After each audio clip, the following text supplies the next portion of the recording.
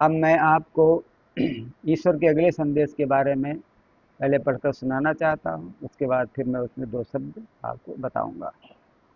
अच्छे लोगों का सम्मान करें, उनसे जुड़ें और उनकी मदद करें।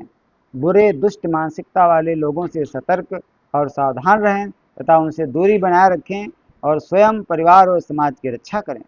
समय समय पर अच्छे पड़ोसियों के परिवारजनों से मिलते रहें, सामान्य समस्याओं को साझा करें, उनसे चर्चा करें और उचित समाधान पाने का प्रयास करें। एकाकी जीवन कोई जीवन नहीं है, एक भूल है और स्वयं को दंड देने के समान है। आप एक मानव और सामाजिक व्यक्ति हैं। प्रत्येक व्यक्ति का व्यक्तिगत विकास सामाजिक विकास और समाज के विकास में परिवर्तित होगा। जीवन की सुरक्षा के लिए एकजुट परिवार और समाज को एक संगठन के रूप में बुरी ताकतों से लड़ें। बुरे लोगों से निपटने के लिए सबसे अच्छा साधन है। सामान्य समस्याओं के समाधान के लिए समय समय पर सामुदायिक स्तर की बैठकें आयोजित की जा सकती हैं। और इसी के साथ अगला संदेश है कि सुखी और समृद्ध जीवन जिएं और दूसरों को सुखी और समृद्ध जीवन में हस्तक्षेप ना करें। दूसरों के जीवन में दूसरों की चुगली और अनावश्यक आलोचना जीवन में समस्याएं पैदा करती हैं। ऐसे लोगों से दूरी बनाए रखें। संयमित भाषा में योग्यता के आधार पर निष्पक्ष आलोचना समस्या का सर्वोत्तम समाधान प्राप्त करने के लिए लोगों की सहमति की आवश्यकता है। अपनी और समाज, देश और मातृभूमि की उन्नति के बारे में सोचें। समाज की सुरक्षा और संरक्षण लोगों की सर्वोच्च प्राथमिकता होनी चाहिए। आत्मरक्षा और समाज की सुरक्षा के लिए लाइसेंसी हथियार या अन्य कोई आवश्यक चीज या सुरक्षाकर्मी अवश्य रखें। और मैं इसी के साथ एक और संदेश पढ़ना चाहता हूँ। अच्छे और सकारात्मक परिणाम प्राप्त करने के लिए सोच समझकर उचित ढंग से बोलें। वाणी एक बहुत शक्तिशाली साधन है, जिससे आप दुनिया को जीत भी सकते हैं और हार भी सकते हैं। ये आपको और आपके परिवार को सम्मान और प्रतिष्ठा दिला सकती है और उसे नष्ट या बदनाम भी कर सकती है। बिना सोचे समझे ना बोलें। बोलने का तरीका, विधि और समय बहुत महत्वपूर्ण होता है। बोलने से पहले मन और परिस्थिति को समझें और उन पर विचार करें। मूर्खों या जो आपकी बात सुनने को तैयार नहीं है, उनसे बात करके समय बर्बाद ना करें। पूर्व निर्धारित व्यक्तियों को सिखाया नहीं जा सकता है।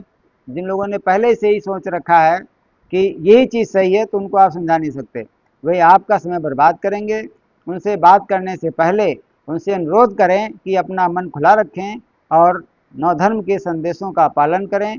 बातचीत या चर्चा के समय अपना मन शांत और प्रसन्न रखें। किसी भी व्यक्ति के विरुद्ध कभी भी अप्रिय शब्दों का प्रयोग ना करें। अगला संदेश है, किसी व्यक्ति के इरादे को उसके आचरण और गतिविधियों से समझें, न केवल आकर्षक बयान या प्रस्तावों से। ऐसे लोग धोखेबाज और जालसाज होते हैं। कई लोग आपके पास आते हैं और मिलते हैं और विभिन्न उद्देश्यों के लिए आपको मूर्ख बनाने की कोशिश करते हैं और आपको बेहतरीन परिणाम देने का वादा करते हैं। इन लोगों के इरादे और उद्देश्यों को ठीक से समझे बिना विश्वास न करें।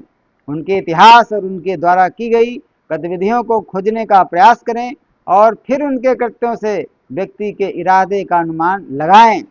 उसके बाद उनके प्रस्तावों पर निर्णय लें। बिना उचित ध्यान दिए जल्दबाजी में कोई निर्णय ना लें। ठीक से सोचें और लिए जाने वाले निर्णय के पक्ष और विपक्ष को समझें। रिश्ते और व्यवसाय नकली या प्रच्छन्न और झूठे वादों पर नहीं चल सकते हैं। संबंध या व्यवसाय खो गया तो आपने अपने जीवन में लगभग बहुत बड़ी चीज़ खो देंगे। तो इस पर मैं थोड़ा प्रकाश डालना चाहता हूँ कि पहली चीज़ तो है कि आप अपने जीवन की रक्षा कैसे करेंगे, अपने समाज की रक्षा कैसे करें, कैसे कि बताया गया है। दूसरी बात है, आप जो लोगों से वादा करते हैं, झूठे मूठे वादे लोग करने आएंगे आपको, आप करते हैं, इसको छोड़ दीजिए। आप अगर वादा अच्छा करके और पूरा नहीं करते हैं तो वो व्यक्ति आपसे कुछ दिन बाद आपको धोखेबाज और फ्रॉड बोलना शुरू कर देगा। इसलिए सोच समझ करके वादा कीजिए। और किसी से कोई प्रॉमिस करना है, कोई कॉन्ट्रैक्ट करना है, तो बाद में सोचने से कोई लाभ नहीं है। उसको पहले ही सोचना होता है कि हम क्या करने जा रहे हैं, इससे क्या लाभ है, क्या हानि है, हमको क्या फ़ायदा हो सकता है, इनको क्या फ़ायदा है, इस तरह क्यों कह रहे हैं और क्या ऐसा हो सकता है। इसलिए आप दो चार शब्द समाज के लोगों से बातचीत भी कीजिए, उसको समझिए और टाइम लीजिए। जल्दबाजी में कोई निर्णय मत लीजिए, क्योंकि बहुत नुकसानदायी हो सकता है। ऐसे लोग आपके फर्जी कागजों में दस्तखत करा करके आपको फंसा सकते हैं आपके खिलाफ कार्रवाई कर सकते हैं और आपकी संपत्ति को हड़प सकते हैं। इसलिए आप कोई कार्य करने के पहले जरूर सोचें और समझें, किन्हीं की बातों में मत आना, लालच में मत आना, नहीं तो धोखा ही खाना होता है। इस बात के साथ मैं ये संदेश खत्म करता हूँ, और इस आशा के साथ कि आप इसको प्रसारित करेंगे और अपने जो दोस्त हैं, यार हैं, मित्र हैं, समाज के लोग हैं, उन सबको बताएंगे और उनसे अनुरोध भी करेंगे कि आप ईश्वर के संदेशों का इनका पालन कीजिए और इनके अनुसार चलिए। आपके जीवन में बदलाव निश्चित होगा। Thank you. धन्यवाद।